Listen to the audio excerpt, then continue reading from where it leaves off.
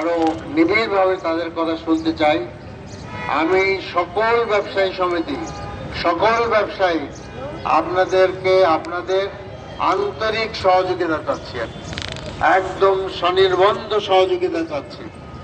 এটা এই ব্যাপারে আমরা যদি সিনসিয়ার হইতে পারি, আমরা সকল ব্যবসায়ীরা যদি, আপনি যে দল করেন অসুবিধা নেই, দল তো আপনি করবেনই, সেই দল আপনি করেন, কিন্তু ব্যবসায়ের ক্ষেত্রে, কারণ বাজারের ক্ষেত্রে আমরা যেন একটা ব্যাপারে সবাই যদি একমত হইতে পারি যে আমরা চাঁদা দিব না, চাঁদা নিব না, এবং সেটা যদি হই তাহলে আমার মনে হয় এই বিরাট সমস্যার সমাধান খুব কঠিন হবে না।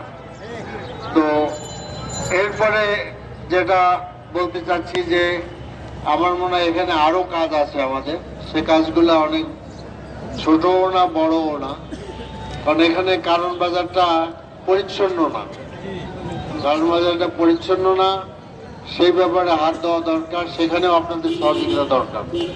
আমি আগেও বলেছিলাম এখানে যে একজন ব্যবসায়ী সারা রাত বসে ট্রাকে করে আপনার মালপত্র বিক্রি করে, সকালবেলা তার একটা গোসলের দরকার হয়, কিন্তু এখানে কোনো ভালো গোসলখানা নাই, ভালো ওয়াশরুম নাই, হ্যাঁ, যার ফলে লোকদের আরাম হয় না। এগুলো অনেক সমস্যা আছে, এগুলো আমরা দেখবো যে কি করা যায়, যে জায়গাগুলো কার, এখানে পরিকল্পনা কি, গভর্নমেন্টের পরিকল্পনা কি। নিঃসন্দেহে আমাদের বিএনপি এখানে নিরঙ্কুশ সংখ্যাগরিষ্ঠতা অর্জন করেছে, তারা সরকার গঠন করবে। বিএনপির সংশ্লিষ্ট মন্ত্রণালয় যারা আছে তাদের কাছে আমি যাব, কথা বলবো, তাদের সহযোগিতা আমি চাইব। আমি গত পরশুদিন এখানে যারা আরো দুইজন নিকটতম প্রতিদ্বন্দ্বী ছিলেন, আমাদের সাইফুল আলম নীরব ভাই এবং সাইফুল হক সাহেব, তাদের দুইজনের সাথে আমি কথা বলেছি, আমি তাদের সহযোগিতা চেয়েছি, আমি তাদের বাসায়ও যাব।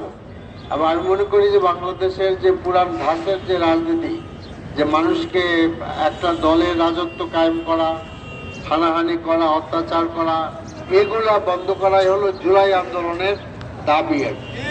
যদিও এই ইলেকশনের সময়, ইলেকশনের পরে দেশের বিভিন্ন জায়গায় কিছু ঘটনা ঘটেছে, তা আমি যেটা আমরা আশা করছি যে ঘটনা আর যাতে না ঘটে, এ ব্যাপারে মানে যারা সরকার গঠন করবেন তাদের দায়িত্ব আছে। তারেক রহমান সাহেব কালকে নিজেই বলেছেন যে আইন শৃঙ্খলা পরিস্থিতি নিয়ন্ত্রণ করা তার প্রধান এজেন্ডা। আমরা মনে করি যে আপনি সেই এজেন্ডা বাস্তবায়নে অগ্রসর হন, আমরা সহযোগিতা করব ইনশাআল্লাহ। কারণ আমরা চাই না যে এই দেশটি সেই গর্তের মধ্যে পড়ে থাকে।